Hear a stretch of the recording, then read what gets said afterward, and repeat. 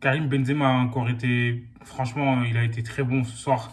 Donc voilà, quoi, malgré la défaite de l'équipe de France, face à Didier Deschamps qui est en deuil, et c'était face à une équipe du Danemark en fait qui a pas été mauvais, il faut dire la vérité. Donc là, ce soir en première mi-temps, l'équipe de France a galéré comme pas possible en fait, parce qu'en attaque et tout, ils n'arrivent pas à se trouver, tu vois. Donc Benzema et Mbappé, ils ont échangé quelques ballons. On sait que ils ont une entente voilà, au-dessus de la moyenne parce que les deux sur le terrain techniquement en fait ils parlent le même football. Donc voilà, aujourd'hui Kylian Mbappé donc il sort sur blessure à la mi-temps. Mais en deuxième mi-temps en fait l'équipe de France a été meilleure, faut dire la vérité. Donc voilà, comme on dit, le plus fort ne gagne pas forcément. Donc les Danois, ils ont été déterminés. Donc voilà, c'est pour ça qu'ils ont gagné ce match. En fait, quand tu regardes, même si je sais que l'équipe de France méritait mieux, parce que l'équipe de France a eu plus d'occasions que le Danemark, N'Golo Kanté a été très très bon ce soir. Tu vois, il a mis même le poteau, il aurait pu marquer son but, mais bon, c'est dommage. Et là, tu vois, Mendy au milieu de terrain, il a été précieux. Franchement, ce soir, voilà, et l'équipe de France a perdu sur des erreurs d'alignement en fait défensives. Donc voilà, les Irlandais sur ce coup-là, ils n'ont pas été top. Et sur le deuxième but, en fait, pour moi, Saliba, il est un peu en retard, mais pareil, c'était un problème d'alignement. Normalement, Cornelius, frère, je sais pas ce qui se passe. Il est rentré, voilà, il avait faim, en fait, tu vois, il voulait marquer à tout prix. Donc voilà, quoi. Il a marqué. En plus, le deuxième but, comme j'ai dit, normalement, il ne doit pas marquer. En fait, c'était un angle qui était quasiment fermé. Après, la frappe, elle était puissante, en fait, de coup de pied. Donc, je pense que Hugo Lloris, il pouvait quasiment rien faire. Mais bon, là, l'équipe de France a perdu. Donc, voilà, comme on dit, quand tu n'arrives pas à gagner, il faut savoir ne pas perdre. Donc, ils ont perdu ce match, mais il va falloir qu'ils se remettent en question. Parce que voilà, on sait que les joueurs ils ont joué beaucoup de matchs cette saison, mais c'est pas une excuse en fait. Tu vois. Donc voilà, toutes les équipes c'est pareil. Il y a beaucoup de joueurs qui ont joué beaucoup de matchs.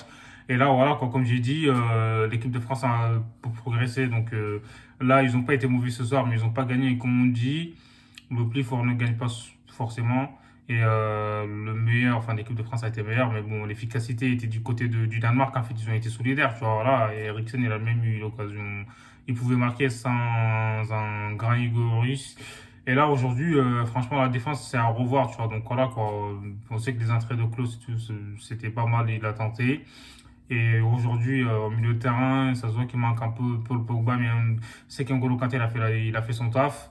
En attaque, Karim Benzema a marqué. Et un coucou, quand il est rentré, franchement, il a été bon. Tu vois, il a joué simple et il a pas cherché compliqué. Donc aujourd'hui, on n'a pas beaucoup vu Kingsley Coman. Aujourd'hui, franchement, pour moi, je l'ai pas trouvé ouf, en fait, par rapport à d'habitude. Voilà, et j'espère qu'ils vont rebondir. En plus, il y a encore 3 matchs à jouer là, jusqu'au mois de juin. C'est une dinguerie. Donc c'est vrai que la saison a été longue et tout. En plus, Benzema, peut-être fallait le reposer un peu. Malgré ça, avec l'action, franchement, il a été incroyable.